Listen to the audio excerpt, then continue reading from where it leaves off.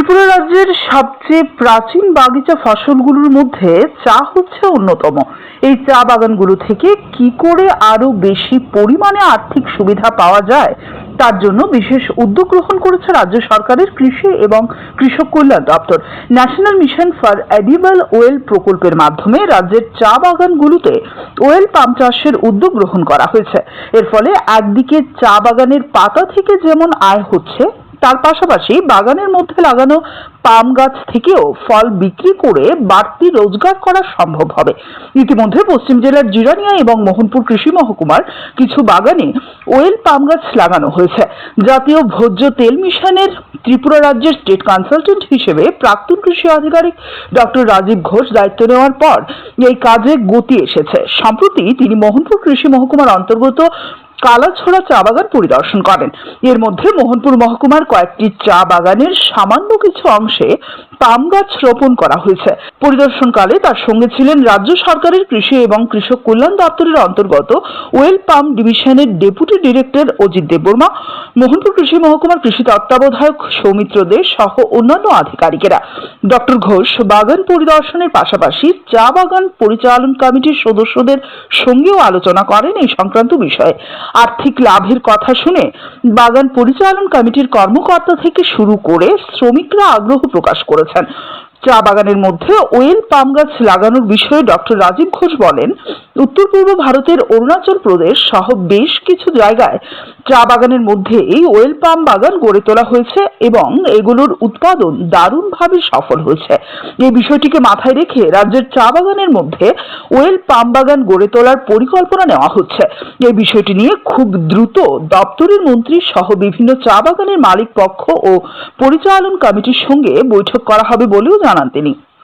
কৃষি মহকুমা অন্তর্গত কালাছড়া আমরা অঞ্চলে দাঁড়িয়ে আছি। এখানে চা বাগান আমরা পেছনে দেখতে পাচ্ছেন এবং আমরা দেখেছি অন্যান্য রাজ্যে যে অয়েল পাম, যে national mission for edible oil palm যে প্রকল্পটি ভারত সরকারের রয়েছে, অরুণাচল এবং অন্যান্য উত্তর পূর্বাঞ্চলের রাজ্যে চা বাগানের মধ্যে আমরা অয়েল পাম করতে দেখেছি এবং সফলতার সঙ্গে হচ্ছে এবং সেখানে খুব ভালো বাগান গড়ে উঠেছে।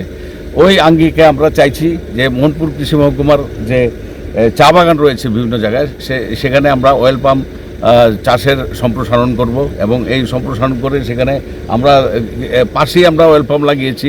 এটা একটা চা বাগান নয়, কিন্তু সেখানে একটা অসুবিধা রয়েছে যে স্ট্রে অ্যানিমেল বা বিভিন্ন ছাগল বা গরুতে খেয়ে গেছে চারাগুলো এবং তাতে আমাদের দেখা যাচ্ছে যে এখানে একটু অসুবিধেই। তো আমরা চাইছি যে এখানে চা বাগানের মধ্যে অয়েল পাম চাষ করে সেই এলাকার সম্প্রসারণ করা এবং চা বাগানের মধ্যে করলে সেই যে গরুতে বা ছাগলতে যে খেয়ে যাচ্ছে সেটাকে আমরা প্রতিরোধ করতে পারবো। তার জন্য আমি আমাদের এখানে উপস্থিত যে মোহনপুর কৃষি মহকুমার যে কৃষি তত্ত্বাবধায়ক রয়েছে সেই সৌমিত্র দে, তা আমি ওনার একটা মতামত আমি চাইছি এবং উনি আগামী দিনে একটা আমরা সবাই মিলে মিটিং করে এটা ঠিক করব। চা বাগানের মধ্যে ওয়েল পাম বাগান গড়ে তোলার বিষয়ে মোহনপুর কৃষি মহকুমার কৃষি তত্ত্বাবধায়ক সৌমিত্র দে বলেন, ইতিমধ্যে মোহনপুর মহকুমার চা বাগানের মধ্যে পাম বাগান গড়ে তোলার কাজ শুরু হয়ে গেছে। আগামী দিনে যাতে আরো বেশি সংখ্যক চা বাগানের মধ্যে ওয়েল পাম বাগান গড়ে তোলা যায় তার জন্য চেষ্টা চালানো হচ্ছে। তিনি আরো বলেন, চা গাছের ভালো উৎপাদনের জন্য আংশিক ছায়ার প্রয়োজন হয়, এতে ফলন খুব ভালো হয়। চা গাছের ফলন বৃদ্ধি করার জন্য এখন বিভিন্ন ধরনের গাছ লাগানো হচ্ছে। বনজ এই গাছগুলোর বিকল্প হিসেবে যদি চা বাগানে ওয়েল পাম গাছ লাগানো হয়, একদিকে যেমন চা গাছগুলো ছায়া পাবে এবং ফলনও বৃদ্ধি পাবে, তেমনি ওয়েল পাম ফল বিক্রি করে বাগানে বাড়তি রোজগার হবে। তাই তারা আরো বিপুল সংখ্যক চা বাগানের মধ্যে ওয়েল পাম বাগান গড়ে তোলার উদ্যোগ নিচ্ছেন। এখানে আমাদের কিছু ওয়েল পাম প্ল্যান্টেশন হয়েছে 25-26 অর্থ বছরে, তো কিন্তু আমরা এবার আরও চাইছি যে আমরা আরও একটু এক্সপ্যান্ড করি এটাকে। আমাদের পেছনে দেখা যাচ্ছে যে এক্সিস্টিং চা বাগান আছে, বিশাল বড় একটা চা বাগান। তো চা বাগানে এমনিতেও শেডের দরকার হয়, পার্শিয়াল একটা ছায়ার দরকার হয়। তো যদি আমরা ওয়েল পাম চাষ করি এখানে, তো মানে দুটো মানে কাজ হয়ে যাবে একটা কাজে। যেমন চা বাগানে যেমন পার্শিয়াল শেড হবে, তেমনি আমাদের কৃষকদেরও মানে একটা অর্থকরী ফসল একটা চাষ করে ওদের আর্থিক উন্নতি করা সম্ভব হতে পারে। আর যেহেতু আমরা জানি যে এই অয়েল পাম্প চাষের জন্য সরকার বিভিন্ন সুযোগ সুবিধা দিয়ে দিচ্ছেন, মোটামুটি বলতে গেলে একদম চারা থেকে শুরু করে হারভেস্টিং পর্যন্ত পুরো মানে প্রক্রিয়াটাই সরকার মানে দেখছে বা দপ্তর দেখছে।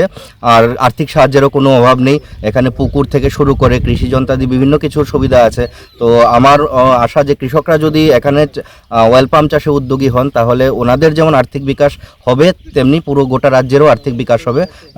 তো এই আশা নিয়ে আমি চাইবো যে এই 26-27 অর্থ বছরে আমরা যেন আরও বড় আকারে আরও বিপুল মানে সংখ্যক চা বাগানের মধ্যে অয়েল পাম্প চাষ করতে পারি। তো এই আশা রাখবো। আর এইভাবে মানে এই লক্ষ্যে একটা রোড ম্যাপ তৈরি করতে হবে। তার জন্য আমরা মানে একদম খুব সহজেই একটা মিটিং করব, সব স্টেক হোল্ডারদেরকে নিয়ে, কৃষকরা থাকবেন, পিআরআই বডি মেম্বাররা থাকবেন, আমাদের দপ্তরের অফিসাররা আধিকারিকরা থাকবেন। তো একটা রোড ম্যাপ তৈরি করে আমরা সেই লক্ষ্যে এগিয়ে যাব। সব মিলিয়ে রাজ্যে প্রায় 7,000 হেক্টর জমিতে চা বাগান রয়েছে। বাগানের মধ্যে যদি পাম তিলের বাগান গড়ে তোলা যায় তাহলে এটি রাজ্যের অর্থনীতিকে আরো চাঙ্গা করবে তা নিঃসন্দেহে বলাই যায়। Bureau report, CNA TV।